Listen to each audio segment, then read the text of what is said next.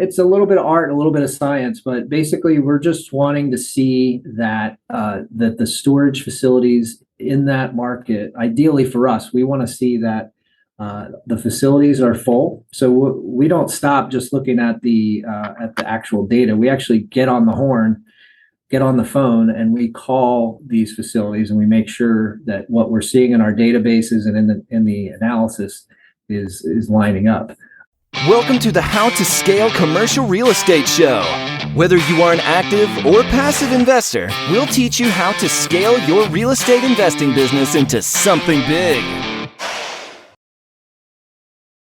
Tom Dunkel has been involved in corporate finance, mergers, and acquisitions until 2006, but since then, he's been a full-time investor focused solely on self-storage. Tom, welcome to the show.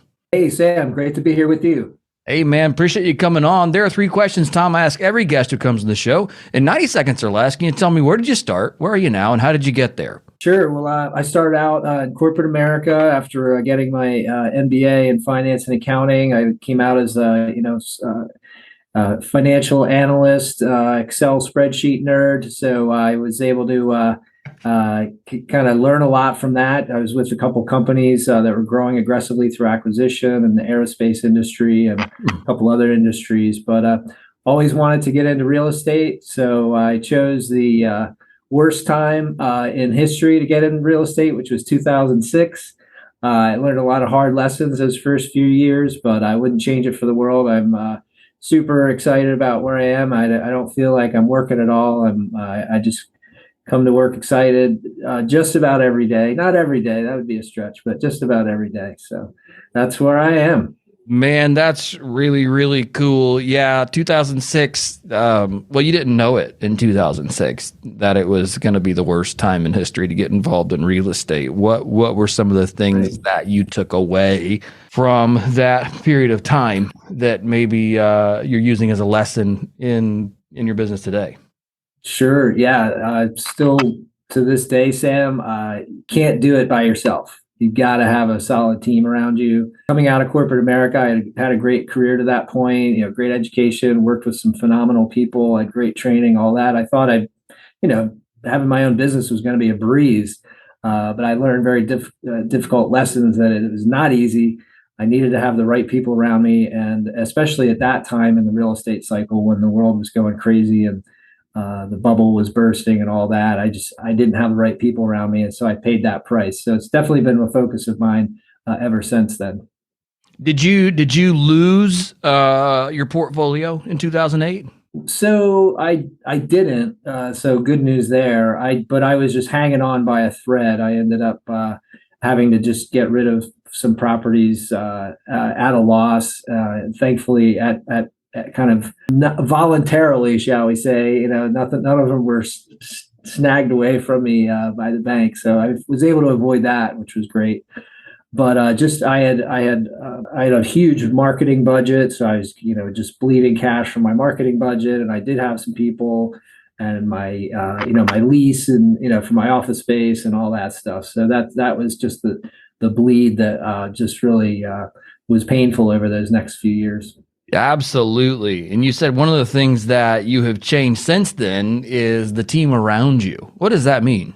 Well, I guess it was my good fortune. 2009, I met my now business partner, Joe Downs. We've been business partners ever since then. And I think I didn't realize it at the time. And this was just something that came out of a leadership exercise we did recently when we were going through our core values as a company. But I think Joe and I just connected on a values level. We're both family men and had kids, and we wanted to be part of our kids' lives. We didn't want our company to rule our lives, and so but we also had ambitions about being the best we could be in our field and achieving goals for ourselves and our families. So I think we initially just connected on that kind of level initially. Our backgrounds were similar but different, both financial related, both real estate related, but we just kind of came at it from different angles. But ever since then, we've just been trying to find the right people. It doesn't always work out, right?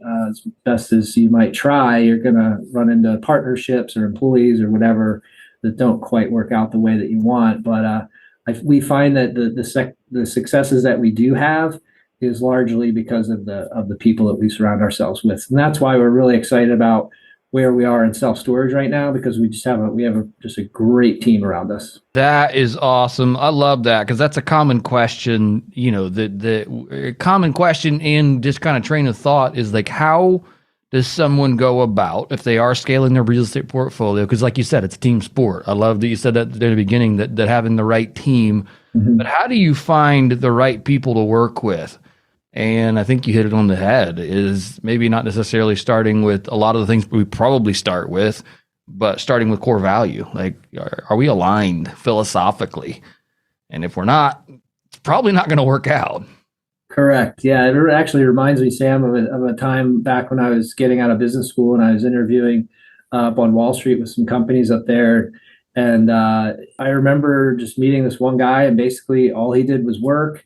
He pretty much blew off his family and his friends, and he just wanted to work and get that money and get that power or whatever, was lighting his fire at the time. And I was like, man, this is not the environment I want to be in. Right. Right. Yeah, absolutely. Absolutely. Let's talk a little bit about self-storage. I mean, this is an asset class that has had I don't know which asset class hasn't had a ton of attention. So I say it's had a ton of attention as if others have been neglected, but I don't think they have. Mm-hmm. But tell me about self-storage, why you guys are in self-storage, and how you're finding opportunity. Yeah, sure. I think Sam, self-storage actually has been a little bit neglected over the years because it's been a little bit of the the redheaded stepchild in the commercial asset classes. Multifamily, senior housing, student housing, those kinds of medical office, those kinds of asset classes have definitely been attracting a lot of attention. But I think especially now that we're on the tail end of the pandemic, I think folks out there are seeing how resilient self-storage is and continues to be. And so it's getting a lot of attention now from some big money investors. And so we're just thankful to be in the place where we are. And I think the reason, Sam, is that that self-storage is getting a lot of attention is because it is resilient. We have a slide in our investor deck that goes back to the 1980s, and it shows the United States economy, jumping around like this over that time period, expansions, contractions, recessions, depressions, all that fun stuff. And on the top of that, we have a line goes about like this, very slow and steady, but it's the occupancy level of self-storage facilities over that same time. And it just sort of gently floated between 80 and 90% during that entire time period. And so that's a huge thing. It's very resilient in that regard. It's very inexpensive to run a self-storage facility. So like our operating margins are generally in the 30-ish% range, or excuse me, our operating expense ratio is in the 30%-ish range, which means our net operating income is in the 70-ish% range. So the lenders love it because there's plenty of cash flow there to cover the debt. And our investors love it because there's plenty of cash flow left over to pay a nice dividend to them along the way. Those are two big reasons we love storage. Absolutely. Absolutely. Stability of the product is huge. Like you said, over a 30 or however many years you had there, 30 or 40 year trend, it's pretty consistent. And, consistency is the name of the game. I was in Asheville, North Carolina, this last weekend with some friends. We were over there doing some mountain biking. And as I drove through Asheville, we were driving on this one road. I can't remember the name of it, but call it every mile, there was a new self-storage facility, not a new one, but a self-storage facility. None of them particularly huge, none of them particularly small, but I just kept driving, and some would have boat and RV storage, some would be just regular storage, some would be climate controlled, some wouldn't.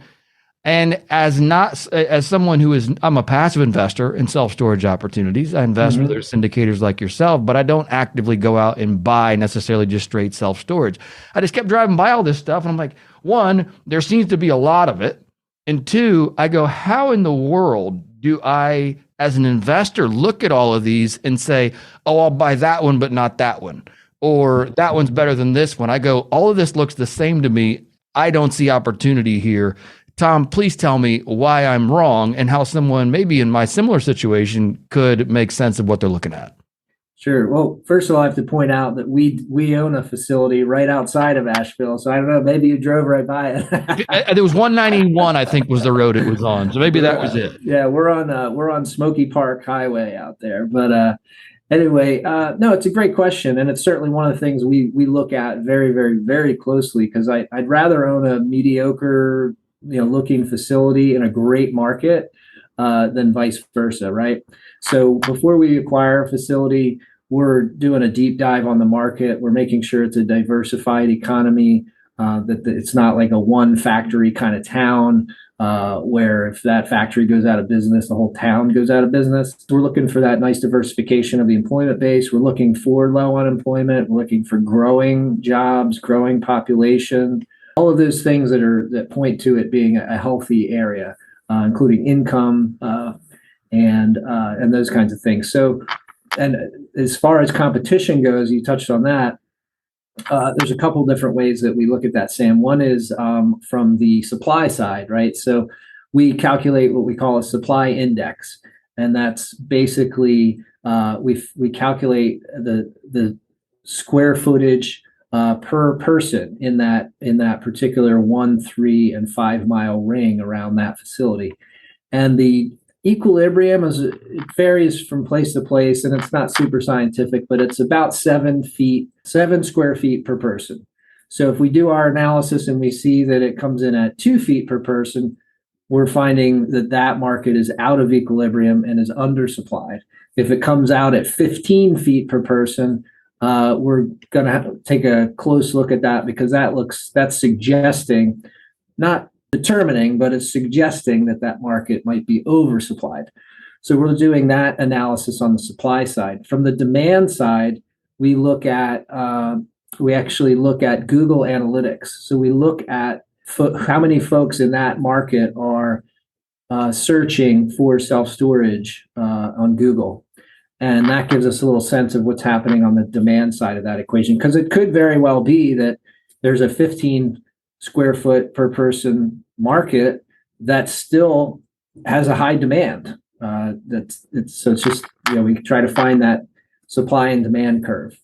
How do you take that data from Google Analytics, from, hey, who's searching for this, how many searches in this 1, 3, and 5 mile radius, and then connect that to and draw a meaningful conclusion? It's a little bit of art, a little bit of science, but basically we're just wanting to see that the storage facilities in that market, ideally for us, we want to see that the facilities are full. So we don't stop just looking at the actual data. We actually get on the horn, get on the phone, and we call these facilities, and we make sure that what we're seeing in our databases and in the analysis is lining up.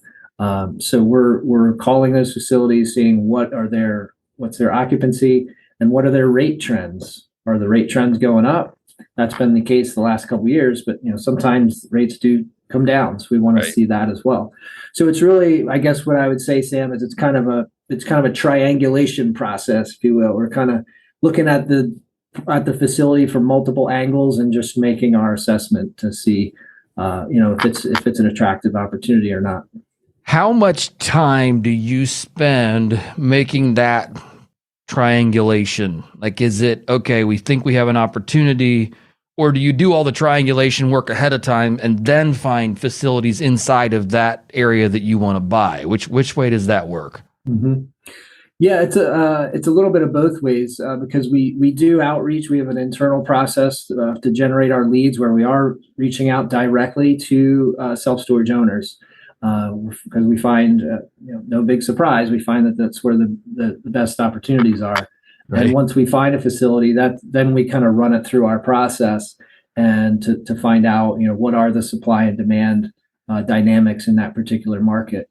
And once we acquire a facility, Sam, then we start looking at the facilities proactively around that area so that we can try to build a presence. Because obviously, if we're acquiring this one facility and there's another facility, 5, 10, 15 miles away, pretty good chance that we're going to like that market as well.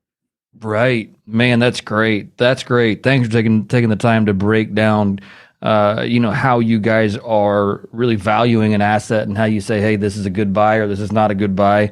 That's some really, really tactical information there. So certainly appreciate that. Sure. Tell me about this. Let's talk risks in self-storage right now. Do you see any risks or hidden risk for a self-storage investor? Sure. I mean, there always is a risk that a particular market, like, obviously we're doing our analysis as of today. We do have some visibility into the pipeline of new facilities coming online. And so we incorporate that into our analysis as well. So we'll add in that square footage when we're looking at the supply index, et cetera.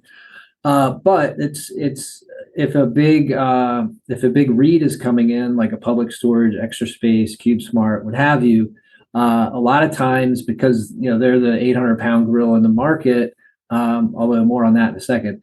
What they'll do is they'll come in to a market and they'll artificially push down their rates to attract customers to lease up their facility. So obviously that has ripple effects through a market, and that's certainly a risk that's somewhat out of our control if we don't see that project coming down the pipeline. Now, I did say 800-pound gorilla, and they certainly have massive resources, those big companies, so that they can absorb that kind of lower rate for a period of time.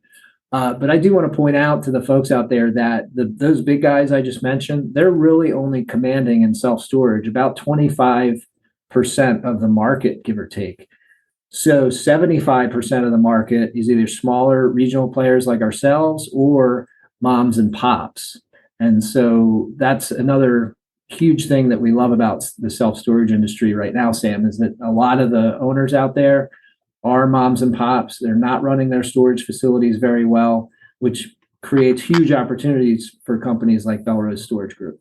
No, that's great. I absolutely love it. Let's talk a little bit about some of the pitfalls I guess you see in general. There's a lot of us, we raise capital here at the Brick and Investment Group. I know you guys probably take outside capital as well. What would you say to a high net worth investor? What are some risks you see on that front, maybe, and how could a high net worth investor potentially avoid investing in or making a mistake that could cost them a lot of money? That's a great question, Sam, and it's something as a high net worth investor myself since 2006. I've been through a lot of different investments. I've invested in multifamily deals. I even looked at a COVID friendly convenience store, a drive-through convenience store concept. So I've looked at a lot of different deals out there myself. But I think it comes down to a few things. And I don't know if you asked that question on purpose, but we did over the years, all these lessons that I've learned, these mistakes I've made, we actually compiled it down into an ebook that's available on our website we call S.A.F.E Investing. So S.A.F.E is an acronym, S.A.F.E. S stands for sponsor. And Sam, sponsor is huge, right? I mean, we have these 9-figure net worth guys that we do business with, and they tell us flat out, they say, hey, we come to you guys because we've been doing business with you over the years, and we trust you. We know, even if a deal doesn't go well, we at least know that you're going to give it your all and make the best out of it that you can. So sponsor is a huge thing. What's their track record? Where have they been? Where are they going? All those. Is it a team or is it just a guy with a gmail.com email address? A is for asset. What is the asset that you're investing in? Do you really understand it? What market is it in? What's that business like? Is it something you can explain to your kids? That kind of thing. F is for financials. So what are the financial projections? Are they reasonable? Has the sponsor delivered these kinds of financial results in the past? Those kinds of things. And then E is for exit. How do I get out of this thing? It's not like you can go to schwab.com if you're in a Belrose Storage Group self-storage syndication and click and sell your position. Unfortunately, it doesn't work that way. If you're investing in one of our deals, you need to be comfortable having your money tied up in that deal for 2, 3, 4 years, depending on what the strategy is that we're employing at that particular facility.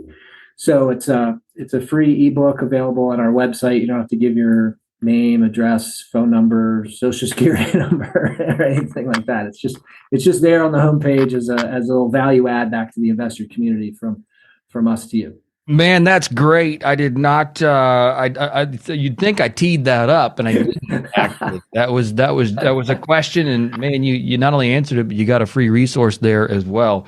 So that's all good timing. That's funny how that worked out. Tom, thanks for taking the time to come on the show today. You've certainly given us a lot of things to think about as far as underwriting assets, how to look at how to evaluate a marketplace. Next time when I drive through Asheville and I go, gosh, there's 7 storage facilities in a 3-mile stretch of highway, I'll know how to think about that a little bit differently. So certainly appreciate that. And then also, of course, giving us that free resource there on your website. I do appreciate you coming on today and sharing with us. If our listeners want to get in touch with you and learn more about you, what is the best way to do that? I'd love for folks to reach out to us. BelroseStorageGroup.com. Just we'll have my contact information on there, as well as the opportunity to register in our investor portal. We're super active in the self-storage space, and we are raising equity for our upcoming opportunities. And man, they are really popping right now. We're seeing some great deals out there. So I would love for folks to reach out to us through there. If you register on our portal, you'll get notified of all of our upcoming investment opportunities. Fantastic. Tom, thank you for your time today. I do appreciate it. Thank you, Sam. Appreciate it.